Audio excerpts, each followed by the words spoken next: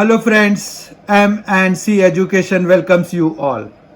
M&C Education में आप सबों का बहुत बहुत स्वागत। M&C Education के SSC previous years paper series जिनका कि हम क्वांटिटेटिव एप्टीट्यूड आज उसका सेट 25 हम देखने वाले हैं और इसमें चूंकि यही सेट 25 तक ही हमें देखने थे तो आज ये लास्ट सेट है इस SSC previous years paper series के क्वांटिटेटिव एप्टीट्यूड से जो रिलेटेड सीरीज है उसका। और आपको ज्ञात होगा कि हमने बहुत इधर ही रिसेंटली एसएससी प्रीवियस ईयर्स में से पेपर सीरीज में से जो जनरल इंटेलिजेंस एंड रीजनिंग का भी हमने इसी तरह के 10-10 क्वेश्चंस के सीरीज शुरू कर दिए हैं। उसका भी 3 सेट्स ऑलरेडी आ चुका है, 3 सेट्स आ चुके हैं एक्चुअली। तो हमारे पास अभी ये क्वांटिटेटिव एप्टीट्यूड का लास्ट सेट है। इसके बाद फिर हम जो है कुछ और भी क्वेश्चन पेपर्स इकट्ठा कर रहे हैं और बहुत ही जल्द हम फिर दूसरा इसके एसएससी सीजीएल से रिलेटेड सीरीज हम शुरू करेंगे। तो वो क्वांटिटेटिव एप्टीट्यूड से होगा और फिर हम बहुत ही जल्दी SSC previous years paper series में ही जीके जीएस से रिलेटेड सीरीज भी शुरू करने जा रहे हैं। ठीक है, तो आइए हम आज जो है इस SSC previous year paper series में क्वांटिटेटिव एप्टीट्यूड सीरीज का सेट 25 जो कि इसका लास्ट सेट है, उसके एग्जाम जो हुए थे वो मार्च 2020 में हुए थे, जिनमें एसएससी सीजीएल 2019 टायर 1 के हमने 10 क्वेश्चंस सेलेक्ट करे हैं। आज का पहला क्वेश्चन है, यदि A square plus B square minus C square is equal to 0 है तो 2a power 6 plus B power 6 minus सी power 6 upon 3a square B square C square का मान ज्ञात कीजिए। तो यहां पर देखिए कि क्या है, A square plus B square minus C square is equal to 0 है। इससे हम क्या निकाल सकते हैं कि A square plus B square जो है वो सी स्क्वायर के बराबर है। अब जो है हमें जो दिया हुआ है, जिसकी वैल्यू निकालने के लिए हमें दी हुई है, वो लेते हैं तो ए पावर 6 है, बी पावर 6 है, माइनस सी पावर 6 है और अपॉन में 3a स्क्वायर बी स्क्वायर और सी स्क्वायर है। ठीक है, तो यहाँ पर 2 है। फिर a पावर 6 को हम a स्क्वायर का क्यूब लिख सकते हैं, फिर इसको b स्क्वायर का क्यूब लिख सकते हैं और ये अभी c पावर 6 ही रखते हैं, कोई दिक्कत नहीं है यहाँ तक। उसके बाद अपॉन में तो जो है सो अभी रहने देते हैं, मतलब अपॉन में क्या है 3a square B square C square है, कोई दिक्कत नहीं है। फिर जो है अगर हम देखें तो यहाँ पर a cube plus b cube मतलब x cube plus y cube का फॉर्मूला अगर हम लगा दें तो वो क्या होता है, एक्स प्लस वाई। ठीक है, फिर होता है एक्स स्क्वायर मतलब ए पावर 4, फिर माइनस ए बी मतलब एक्स वाई और फिर प्लस बी वाई स्क्वायर यानी कि बी पावर 4। ये समझ में आ गया क्या किया, x cube plus y cube का फॉर्मूला लगाया जो कि एक्स प्लस वाई, फिर x square minus x y plus y square के बराबर होता है एंड सी पावर 6 जो हमें है वो तो रहेगा ही। और अपॉन में क्या है, तो अपॉन में है 3a square B square C square, यहां तक कोई दिक्कत नहीं है। उसके बाद जो है ये है 2, फिर a square plus B square plus a square plus B square की वैल्यू जो है हम सी स्क्वायर लिख सकते हैं। यहाँ पर a पावर 4, यहाँ पर a स्क्वायर बी स्क्वायर, यहाँ पर b पावर 4 माइनस इसको सी स्क्वायर इंटू सी पावर 4 लिख सकते हैं। ठीक है, ये क्यों लिख सकते हैं, मतलब क्यों लिखना है, क्योंकि हम जो है सी स्क्वायर अभी कॉमन लेने वाले हैं, ए square B square C square आ गया। अब जो है हम इनमें से थ्रू आउट सी स्क्वायर कॉमन ले लेते हैं, यहाँ पर 2c स्क्वायर आ गया कॉमन, तो यहाँ पर क्या हो गया a power 4 minus a square B square plus B power 4 minus C power 4, यहाँ तक कोई दिक्कत नहीं है। उसके बाद जो हमें नीचे है वो है डिनोमिनेटर में 3a square B square C square. अब सी स्क्वायर से सी स्क्वायर कैंसिल करा दीजिए, कहीं कोई दिक्कत नहीं है। उसके बाद जो है a पावर 4 और b पावर 4 जैसे है, तो हम उसको फिर से a स्क्वायर और b स्क्वायर की टर्म में लिखने वाले हैं। तो वो कैसे होगा? a स्क्वायर का स्क्वायर हम इसको लिख सकते हैं, a स्क्वायर का स्क्वायर प्लस इसको हम लिख सकते हैं b स्क्वायर का स्क्वायर और minus a square b square side कर दीजिए और c पावर 4 भी साइड कर दीजिए। ठीक है, यहां तक कोई दिक्कत नहीं है। उसके बाद यहां पर अब जो डिनोमिनेटर में है वो सिर्फ 3a स्क्वायर b स्क्वायर ही बचा हुआ है। अब अगर हम देखें तो ये क्या आ जाएगा? a square plus b square का होल स्क्वायर। ठीक है, और यहां पर जो आएगा वो एक्स्ट्रा इससे आएगा, plus 2a square b square. तो हमें minus 2a square b square करना पड़ेगा और एक minus a square b square पहले से ही है और माइनस c पावर 4 भी है। ठीक है, समझ में आ रहा है? उसके बाद यहाँ पर जो अपॉन में है वो है 3a स्क्वायर b स्क्वायर। यहाँ तक कोई दिक्कत नहीं है। अब अगर आप देखें तो यहाँ पर 2 है, फिर a square plus b square को हम c स्क्वायर लिख सकते हैं और इसका स्क्वायर हम लिख सकते हैं। ठीक है, क्योंकि स्क्वायर तो पहले से ही है। a square plus b square की वैल्यू है c स्क्वायर। ठीक है, माइनस ये दोनों मिलके कितना हो गए? 3a स्क्वायर b स्क्वायर हो गए और ये c पावर 4 हो गया। उसके बाद यहाँ पर 3a स्क्वायर b स्क्वायर भी है, तो ये c पावर 4 तो कैंसिल हो गया। तो यहाँ पर कितना आ गया?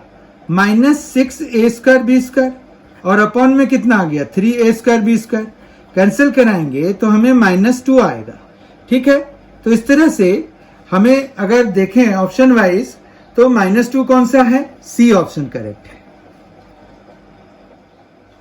Question number 2, 60 kilometre per hour की चाल से चलने वाली एक रेलगाड़ी x, जो कि x मीटर लंबी है या x उसका नाम दे दिया है, 225 मीटर लंबी किसी दूसरी रेलगाड़ी समान दिशा में y को ओवरटेक करती है और 72 सेकेंडों में उसे पूरी तरह से पार कर लेती है। यदि ये रेलगाड़ियां विपरीत दिशाओं में जा रही होती तो वे एक दूसरे को 18 सेकेंडों में पार कर जाती।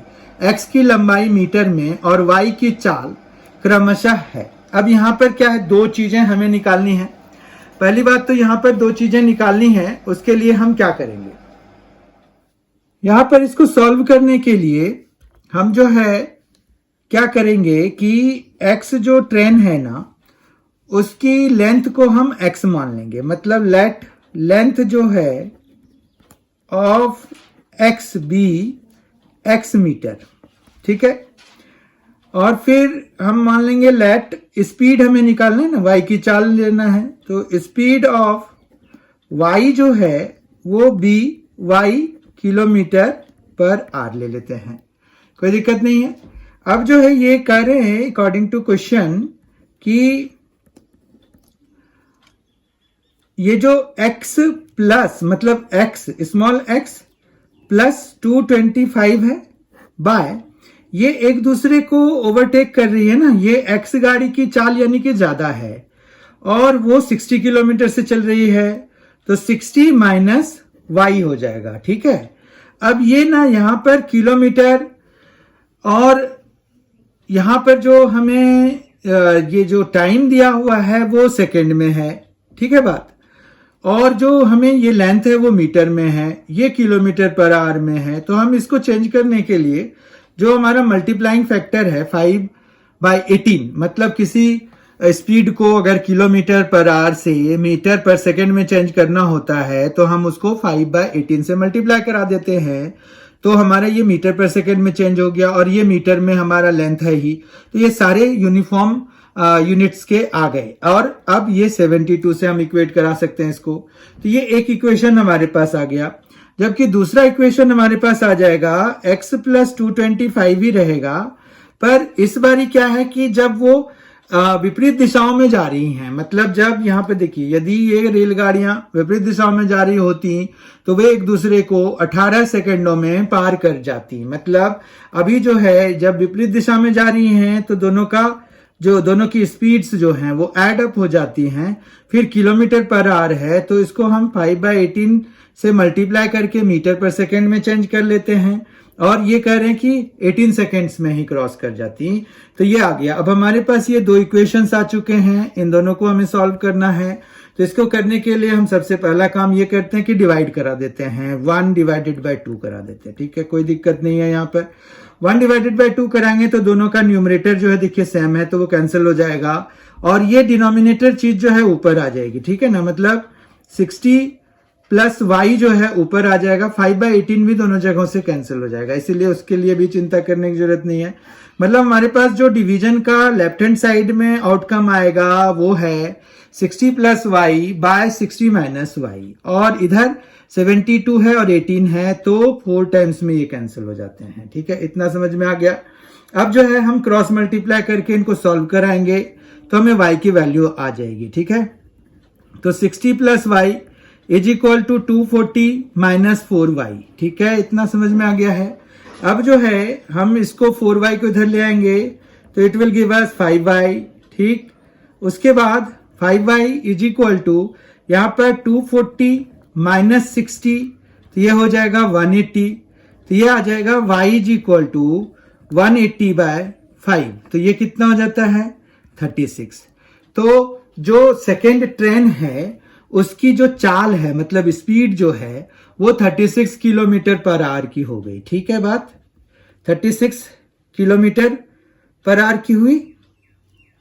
और जब हम यहां पर जो x लेंथ निकालनी है हमें, तो ये कितनी आ जाएगी x लेंथ निकालने के लिए। अब किसी में भी पुट कर दीजिए ये y की वैल्यू 36, तो मान रखिए कि y की वैल्यू हमने पहले में 36 पुट कर दिया, तो हमारे पास कितना आएगा x प्लस 225 फर्स्ट में डाल रहे हैं। ठीक है, यहां पर तो ये आ जाएगा 60, फिर माइनस 36 और इनटू में क्या आएगा 5/18, और ये किसके बराबर है 72 के बराबर है। इनको सबको हमें सॉल्व करना है। ठीक है, तो ये आ जाएगा x प्लस 225 बाय ये कितना हो गया 24। ठीक है, 24 इंटू 5/18, 18 जो है 6 से 6 3 जा 6 4 जा, और इधर आ जाएगा 72। ठीक, कोई दिक्कत नहीं है। तो यहां पर आ गया हमारे पास कितना आ गया, तो ये आ गया x plus 225 is equal to 72 into ये जो नीचे है तो 20/3 जाके इधर लग जाएगा। ठीक है, तो ये कितना हो जाएगा 3 है तो 24 हो गया, तो ये आ गया x plus 225 is equal to ये 48, तो 480 हो गया। ठीक है, तो हमें x की वैल्यू निकालने के लिए 480 माइनस 225 करना पड़ेगा। अब 225 है तो ये आ जाएगा आपका 55 और फिर 255 आ जाएगा। ठीक है, तो 255 मीटर जो है x वाले ट्रेन की लेंथ है। ठीक, और उसका जो सेकेंड वाले ट्रेन की स्पीड है वो 36 किलोमीटर पर आवर है। तो 255 और 36 जो हमें ऑप्शन में है वो सही हो जाएगा, तो 255 और 36 वाला ए ऑप्शन हमारा करेक्ट है। क्वेश्चन नंबर 3, कोई धनराशि 6% वार्षिक चक्रवृद्धि ब्याज वार्षिक रूप से की दर पर 2 वर्षों में, मतलब 2 वर्षों में रुपया 280900 हो जाती है, वह धनराशि ज्ञात कीजिए। तो ये जो है हमें कंपाउंड इंटरेस्ट है, कंपाउंडेशन का जो टाइम है वो एनुअल है, और टाइम जो है वो टोटल टाइम 2 इयर्स का है। तो यहाँ पर P हम धनराशि मान लेते हैं 1 प्लस R 6 है, 6% है, और अपॉन में 100 है, और पावर में 2 आ जाएगा, और ये इक्वल टू कितना हो जाएगा 280900। बस इसी को हमें सॉल्व करना है to obtain the value of P। तो यहां से P की वैल्यू हमें निकल आएगी, ये 6 है तो ये 3 हो जाएगा, और ये 50 हो जाएगा। तो इस तरह से ये 53/50 2 बारी मल्टीप्लाई होगा। ठीक है, 53/50 हो गया, ये आ गया 280900। ठीक है, तो अब जो है यहां पर अगर हम देखें तो 53 से ये 53 का स्क्वायर होता है 2809, तो 00 हो गया, फिर 53 से और एक बार ही कैंसिल कराए तो 100 हो गया। फिर जो है P इज इक्वल टू क्या हो जाएगा, 50 इंटू 50 उधर जाके मल्टीप्लाई हो जाएगा और एक 100 ऑलरेडी है तो 2500 और फिर 2 जीरोज और, तो ये आ गया 2,50,000। ठीक है ना, तो रुपया 2,50,000 यानी कि सी ऑप्शन हमारा करेक्ट हो गया। क्वेश्चन नंबर 4, निम्नलिखित को हल करें। यहां पर देखिए अगर तो ये बहुत ही आसान है, ये कॉम्प्लीमेंट्री एंगल्स पे बेस्ड है। 2 sin 22 डिग्री है तो इसको तो 22 डिग्री रहने देते हैं। cos 68 डिग्री है, उसको हम sin 90 डिग्री माइनस 68 डिग्री लिख सकते हैं। ऐसा क्यों? क्योंकि cos 90 माइनस थीटा कितना हो जाता है, sin थीटा हो जाता है। इसी तरह से 2 cot 75 डिग्री रहने दीजिए और नीचे जो 5 tan है 15 डिग्री, तो हम उसको फिर यहाँ पर cot लिख के और 90 डिग्री माइनस 15 डिग्री लिख सकते हैं और फिर माइनस यहाँ पर क्या आ जाएगा 8 tan 45 डिग्री की वैल्यू लगा दीजिए। फिर यहाँ पर tan 20 डिग्री है तो tan 20 डिग्री ही रहने देते हैं, tan 40 डिग्री ही रहने देते हैं। फिर tan 50 डिग्री को हम यहाँ पर cot 90 डिग्री माइनस 50 डिग्री लिख देते हैं और 70 डिग्री को हम cot 90 डिग्री माइनस 70 डिग्री लिख देते हैं। यहां तक कोई दिक्कत नहीं है और अपॉन में 5 है। ठीक है, अब यहां पर आ जाते हैं तो 2 sin 20 डिग्री इज फाइन। ठीक है, अब ये देखिए साइन है 90 माइनस 68 भी 22 ही हो जाता है तो नीचे भी 22 आ गया।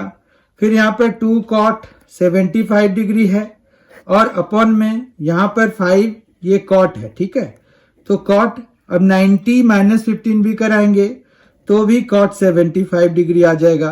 फिर माइनस यहाँ पर 8 tan 20 डिग्री, फिर tan 40 डिग्री, फिर ये देखिए कितना हो गया, ये आ गया cot 40 डिग्री। ठीक है, और ये आ गया cot 20 डिग्री। ठीक है, और अपॉन में कितना है 5 है। tan 20 और cot 20 ये आपस में कैंसिल हो जाएंगे, tan 40 cot 40 आपस में कैंसिल हो जाएंगे। तो हमारे पास यहाँ पर ये दोनों आपस में, cot भी आपस में, तो यहाँ 2 आ गया, माइनस 2/5 आ गया, माइनस 8/5 आ गया, तो ये आ गया 2 माइनस 10/5। ठीक है, तो ये आ गया 2 माइनस 2, ये दोनों मिला दिया ना तो 10/5 आ गया, तो 2 माइनस 2 0 आ गया। ऑप्शन वाइज डी ऑप्शन हमारा करेक्ट हो गया। क्वेश्चन नंबर 5, अमित ने 50 किलोमीटर की दूरी 9 घंटे में तय की। उसने 5 किलोमीटर पर आवर की चाल से आंशिक दूरी पैदल और 10 किलोमीटर की चाल से आंशिक दूरी साइकिल से तय की। साइकिल द्वारा उसने कितनी दूरी तय की? अब यहाँ पर जो है ऐसा है कि साइकिल वाले डिस्टेंस को हम जो है मान लेते हैं कि उसने साइकिल से कितना डिस्टेंस कवर किया, x किलोमीटर कर लिया। ठीक है, तो अब जो है वो क्या हो गया कि 50 माइनस एक्स, मतलब पैदल जो है उसने 50 माइनस एक्स किया और पैदल की चाल कितनी है तो 5 किलोमीटर। ठीक है, और प्लस फिर x बाय जो उस साइकिल की चाल है वो 10 किलोमीटर पर आवर है और टोटल टाइम जो उसे लगे हैं वो 9। ये इक्वेशन समझ में आ गया। ये डिस्टेंस बाय स्पीड, ये भी डिस्टेंस बाय स्पीड, तो दोनों टाइम देंगे और दोनों का सम जो है 9, क्योंकि वो कंबाइंड टाइम जो है दूरी 9 घंटे में तय की है ना, तो ये इक्वेशन बन गया। अब यहां से जो x की वैल्यू आएगी वही हमारा डिस्टेंस कवर्ड बाय साइकिल हो गया। तो ये देखिए 50/5 तो 10 हो गया, ये x/5 हो गया, जबकि ये x/10 हो गया और ये 9 हो गया। ठीक है, इतना समझ में आ गया। तो यहाँ पर 10 और जब हम -9 करा लेंगे और इधर से हम x/5 माइनस x/10 करा लेते हैं, यहाँ तक कोई दिक्कत नहीं है। ये 1 आ गया। अब ये आ गया 2x माइनस x/10। ठीक है, 10 एलसीएम हो जाएगा ना, तो 10 एलसीएम लेने के बाद देखिए क्या हुआ, 10 एलसीएम ले लिया तो यहाँ पर 2 आएगा और यहाँ पर 1 ही रहेगा, तो 2x माइनस x हो गया, तो ये x/10 हो गया। तो यहाँ पर x इज इक्वल टू कितना हो गया 10, x क्या था, डिस्टेंस कवर्ड बाय साइकिल, तो 10 किलोमीटर्स, तो सी ऑप्शन हमारा करेक्ट हो गया। समझ में आ गई बात। तो इस तरह से हमारा जो फिफ्थ क्वेश्चन का आंसर है वो सी पार्ट है, सी ऑप्शन है। क्वेश्चन नंबर 6, उस घनाभ की ऊंचाई कितनी है जिसका आयतन 330 सेंटीमीटर क्यूब और आधार का क्षेत्रफल 15 सेंटीमीटर स्क्वायर है। तो एक्चुअली क्या है कि यहाँ पर अगर हाइट निकालनी है और हमें घनाभ का आयतन दिया हुआ है, तो ऊंचाई जो होता है ना वो सीधा सीधा आयतन और अपॉन में कर दीजिए क्षेत्रफल, आधार का क्षेत्रफल, है ना। तो यहाँ पर आधार का क्षेत्रफल लिख दीजिए। तो यहाँ पर आयतन कितना है, 330 है, और आधार का क्षेत्रफल है 15, तो ये आ गया 22। तो 22 सेंटीमीटर इसकी ऊंचाई हो गई। ऑप्शन वाइज बी ऑप्शन हमारा करेक्ट हो गया। Question number 7, a b 7 centimetre, a c 8 centimetre, b c 9 centimetre भुजाओं वाले त्रिभुज के कोणों को छोटे से बड़े क्रम में लगाएं। Very easy question but it is conceptual question, you know. यहाँ पर देखिए आपके पास क्या क्या है। तो ये देखिए, अगर हमने ए बी सी ये ट्रायंगल लिए हैं तो ए बी हमारा 7 है, ए सी हमारा 8 है और बी सी हमारा 9 है, ठीक है। तो यहाँ पर हमें त्रिभुज के कोणों को छोटे से बड़े, सबसे छोटी साइड है सी, सबसे छोटी साइड ए बी है, उसके अपोजिट जो एंगल है वो सी है, तो सी सबसे छोटा एंगल होगा, ठीक है। उसके बाद जो दूसरा एंगल आएगा वो 8 के अपोजिट वाला, तो वो एंगल बी है, ठीक है। उसके बाद जो आएगा वो ऑब्वियस है, जो बचा हुआ है या 9 के अपोजिट जो है तो वो एंगल ए है। तो यहाँ पर क्या है कि सी बी ए का जो पैटर्न बनेगा वो होगा। तो डी में ऐसा ऑप्शन में, डी ऑप्शन में ऐसा बन रहा है, तो डी ऑप्शन हमारा करेक्ट हो गया। क्वेश्चन नंबर 8, यदि x, y, z तीन संख्याएं इस प्रकार हैं कि x प्लस वाई 13 है, y प्लस जेड 15 है, z प्लस x 16 है, तो x y plus x y z का मान ज्ञात कीजिए। अब यहाँ पर देखिए कि हमें जो है x y plus x z upon x y z का अगर मान निकालने को कहा गया है, तो इसमें न्यूमरेटर में हमें x कॉमन आ रहा है तो y प्लस जेड बचेगा, जबकि डिनोमिनेटर में एक्स वाई जेड है तो ये x कैंसिल हो जाएगा। तो बेसिकली हमें किन की वैल्यू चाहिए, y प्लस जेड की तो वैल्यू हमें पता ही है, y plus z is 15 given ना, y और z की वैल्यू हमें सेपरेटली भी चाहिए, ठीक है। तो इसके लिए हम क्या करेंगे कि इनको सबको ऐड करा देते हैं, तो वो क्या हो जाता है, twice of x plus y plus z हो जाता है ना। देखिए 2 बारी x आएंगे, 2 बारी y और 2 बारी z, और फिर इनका जो ऐड कराएंगे तो 13 प्लस 15 तो 28, और 28 प्लस 6 तो 34 और 44 हो गया, ठीक है ना। तो टोटल सम तो x plus y plus z जो है वो आ गया 22, राइट, कोई प्रॉब्लम नहीं है। अब जो है यहाँ पर से हमें क्या निकालना है, y की वैल्यू और z की वैल्यू सेपरेट। तो x प्लस जेड की वैल्यू हम लिख देते हैं, x प्लस जेड की वैल्यू हमें कितनी है यहाँ पर, तो वो है 16, ठीक है, और माइनस करा देते हैं तो ये कैंसिल हो जाएगा, ये कैंसिल हो जाएगा। तो यहाँ से y की वैल्यू कितनी आ गई, 6, ठीक है। इसी तरह से अगर हम इसी पे एक्स वाई जेड पे x plus y plus z is equal to 22 है, इसमें जो है हमें z की वैल्यू निकालनी है तो x प्लस वाई की वैल्यू 13 डाल देते हैं, ठीक है। तो फिर माइनस कराएंगे तो हमें जो है ये कैंसिल हो जाएगा, ये भी कैंसिल हो जाएगा, तो z इज इक्वल टू कितना आ जाएगा, 9 आ जाएगा, कोई प्रॉब्लम नहीं है। अब जो है y इंटू जेड यहाँ पर डाल देते हैं, तो ये आ गया 6 इंटू 9।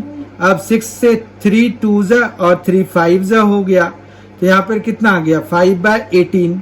इस तरह से ये दिख रहा है, डी ऑप्शन हमारा करेक्ट हो गया। क्वेश्चन नंबर 9, जब दी गई संख्याओं n में से प्रत्येक से 2 घटाया जाता है तो प्राप्त संख्याओं का योग 102 हो जाता है। जब उसमें से प्रत्येक से 5 घटाया जाता है तो प्राप्त संख्याओं का योग 12 हो जाता है। दी गई n संख्याओं का औसत क्या है, हमें ये पता करना है, ठीक है।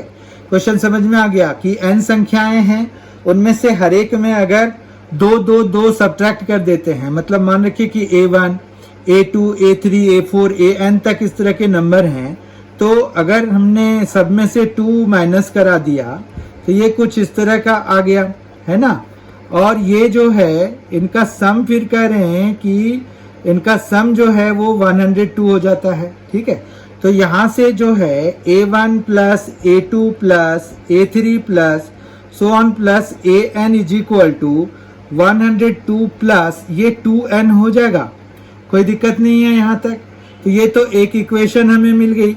उसके बाद जो है हम क्या करते हैं कि दूसरे वाले के लिए बनाते हैं कि जब हमने 5 इनमें सब्ट्रैक्ट कराया तो A1 माइनस 5, A2 माइनस 5, फिर A3 minus 5 plus so on plus AN minus 5 और ये इक्वल टू 12 ही है।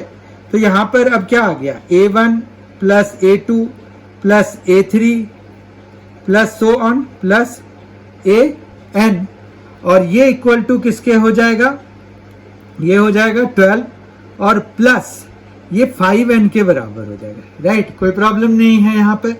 अब जो है हमें क्या चाहिए, हमें N की वैल्यू अगर मिल गई तो हमें दी गई N संख्याओं का औसत क्या है वो पता चल जाएगा, ठीक है ना।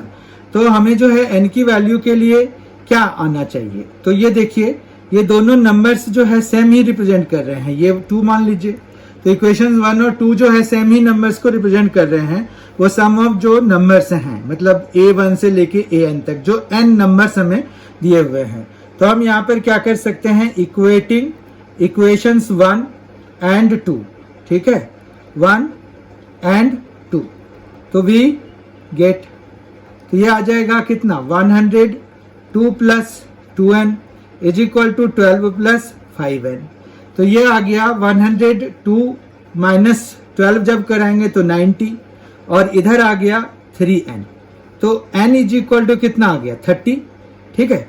अब हमें एवरेज चाहिए, तो एवरेज, रिक्वायर्ड एवरेज के लिए हम क्या करेंगे, required average is equal to कोई भी ले लीजिए आप, ये 102 प्लस 2N ले सकते हैं, तो 102 प्लस 2 इंटू 30 हो जाएगा और अपॉन में भी 30 हमें करना पड़ेगा। तो ये आ जाएगा 102 प्लस 60 और अपॉन में 30, तो 162 बाय 30 हो गया। तो 162 बाय 30 जब हम कराते हैं तो वो आ जाता है 5.4।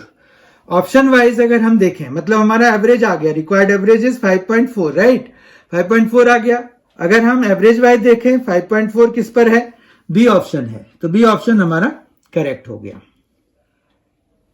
क्वेश्चन नंबर 10, एक वृत्त में जीवा PQ एंड TS, PQ और TS को आगे बढ़ाने पर वे बिंदु R पर मिलती हैं। यदि RQ is equal to 14.4 centimetre, PQ 11.2 centimetre और SR जो है 12.8 सेंटीमीटर है, तो जीवा TS की लंबाई हमें लिखनी है, ठीक है, लंबाई डैश होगी। तो यहां पर हम पहले एक फिगर बनाएंगे। एक यहां पर क्या है कि सर्कल है, क्योंकि उनकी जीवाएं दी हुई है, तो हम पहले एक सर्कल बना लेते हैं। तो लेट अस सपोज ये एक हमने सर्कल बना लिया, इसमें से 2 जीवाएं हमने निकाल दी, वो जीवाओं को बढ़ा दिया, तो वो जो है R पे मिल रही हैं, ये भी बना दिया। फिर ये है PQ और ये है TS, कोई प्रॉब्लम नहीं। फिर यहां पर क्या है कि अगर हम इन दोनों को ज्वाइन करा देते हैं, QS को और PT को, कोई प्रॉब्लम नहीं, ये तो ज्वाइन कराने का काम है। तो ये एंगल जो है ये इसके बराबर होता है, ठीक है, और ये एंगल इसके बराबर होता है। ये रूल है सर्कल के लिए, वो आप देख सकते हैं। एक्चुअली क्या होता है कि ये एक साइक्लिक क्वाड्रिलेटरल बन गए, PQST साइक्लिक क्वाड्रिलेटरल बन गए, उसमें अपोजिट एंगल्स का सम 180 होता है, फिर इन दोनों का सम भी 180 है। तो क्या हो गया, ये कॉमन है, तो ये इसके बराबर हो गया। यही चीज यहां पर भी है, इन दोनों का सम 180 है और इन दोनों का सम 180 है, तो ये कॉमन चीज खत्म हो जाता है इक्वल कराने के बाद, तो ये दोनों आपस में बराबर हो जाते हैं। तो ये हम कर क्यों रहे हैं, ये हम कर रहे हैं ट्रायंगल्स को सिमिलर दिखाने के लिए। तो यहाँ पर RQS जो है वो सिमिलर टू ट्रायंगल RTP है, RTP है, यहां तक कोई दिक्कत नहीं है। ये किससे है, तो AA से है। तो इस तरह से हम क्या लिख सकते हैं फिर, देयरफॉर QR जो है upon RT is equal to r s by r p लिख सकते हैं। अब इनकी वैल्यूज लगा सकते हैं हम। तो क्यू आर कितना है 14.4 है, जबकि ये आर टी देखिए, आर टी जो है एस आर और टी एस का सम है, तो टी एस को हम एक्स मान लेते हैं और एस आर हमें 12.8 दिया हुआ है, तो 12.8 प्लस एक्स हो जाएगा। और ये एस आर जो है, आर एस जो है वो 12.8 है, जबकि आर पी जो है हमें यहाँ पर आर क्यू जो है 14.4 और ये पी क्यू जो है 11.2 दिया हुआ है। ठीक है, तो ये सभी वैल्यूज हमें दी हुई हैं, तो 12.8 हो गया। और जो नीचे हम इन दोनों को ऐड कराएंगे तो ये 25.8 हो गया है ना, 14 प्लस 11 25 और 25.6 हो गया, 0.4 और 0.6, तो 25.6 आ गया। इन दोनों में ये ट्वाइस से कैंसिल हो गया, राइट ना। तो ये तो आसान काम हो गया। अब ये आ गया 28.8 और ये आ गया 12.8 प्लस एक्स। तो इस तरह से x इज इक्वल टू कितना आ गया 28.8 माइनस 12.8, तो ये हो गया 16 के बराबर। तो x जो है वही लेंथ हमारा ts का था, तो वो 16 सेंटीमीटर आ चुका है। तो ऑप्शन वाइज हम देखते हैं, तो ऑप्शन वाइज हमारा 16 कौन सा है, डी ऑप्शन है। तो डी ऑप्शन हमारा 10th क्वेश्चन के लिए करेक्ट हो गया। इस तरह से हमने आज जो है last set of the series of quantitative aptitude का कर लिया, जो कि एसएससी सीजीएल 2019 जिनके की पेपर मार्च 2020 में हुए थे, उनके हमने 25 सेट्स आज कंप्लीट कर लिए। और इस तरह से 25 सेट्स ऑफ 10 क्वेश्चंस, मतलब हमने इन टोटल 250 क्वेश्चंस कर लिए। तो दैट इज टर्मेंडस एंड ये जो है आपके प्रिपरेशन में बहुत ही बड़ा बूस्ट देने वाला है। इसलिए आप सारे वीडियोस को बहुत अच्छे से देखें और उनको समझने की कोशिश करें। कहीं अगर दिक्कत आती है तो आप जरूर कमेंट करें। हम जो है फिर से एक नई सीरीज लेकर एसएससी सीजीएल से रिलेटेड उपस्थित होंगे, बहुत ही जल्द उपस्थित होंगे। ऐसे हमारी जेएसएससी के लिए, जेएसएससी सीजीएल की जो है प्रीवियस ईयर क्वेश्चन की सीरीज चल रही है, उसमें हम झारखंड एसआई दरोगा के क्वेश्चंस लेके कर रहे हैं। और वहां पर हम जो है पूरा ही कंसीडर करते हैं, मतलब हम एक पेपर के सारे क्वेश्चंस, जितने भी जनरल मैथ्स में क्वेश्चंस आए थे वो सारे कंसीडर करके कर रहे हैं। तो वो भी एसएससी सीजीएल के पॉइंट ऑफ व्यू से भी काफी इंपॉर्टेंट होते हैं।